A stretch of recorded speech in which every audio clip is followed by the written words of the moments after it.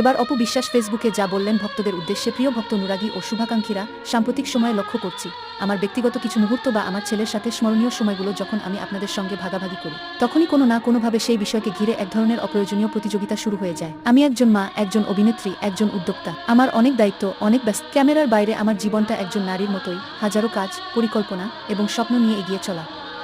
আমি কাউকে কিছু প্রমাণ করতে চাই না। আমার সম্পর্ক, আমার জীবনের অধ্যায়গুলো দর্শকের চোখের সামনেই কেটে। সেখানে লুকোচুরি নেই, নাটক করার কিছু নেই। আমার ছেলের জন্য সময় দেই, তার বাবার সঙ্গে সুন্দর মুহূর্তগুলো ধরে রাখি। এটা সম্পূর্ণই ওর মানসিক বিকাশ ও সুন্দর শৈশবের জন্য। এটিকে ঘিরে কারো অস্বস্তি তৈরি এটার দায় আমার নয়। আমি অনেকদিন ধরেই দেখছি আমার কোনো সাধারণ পারিবারিক পোস্টের পরেই যেন কিছু কাউন্টার প্রচেষ্টা শুরু। আমি স্পষ্ট করে বলতে চাই, আমি সেই অসুস্থ প্রতিযোগিতায় নেই। সম্মান নিজে অর্জন করতে হয়, অন্যকে ছোট করে নয়। এখন থেকে আমি শুধু নিজের কাজ, নিজের ছেলে, নিজের ভক্তদের সময় দিতে চাই। কারো সাথে আমি নিজের জায়গাতেই স্বাচ্ছন্দ্যে আছি। যারা আমাকে ভালোবাসেন, পাশে থাকেন, আপনাদের প্রতি অশেষ কৃতজ্ঞতা। আর নিজের ব্যক্তিত্ব নষ্ট করে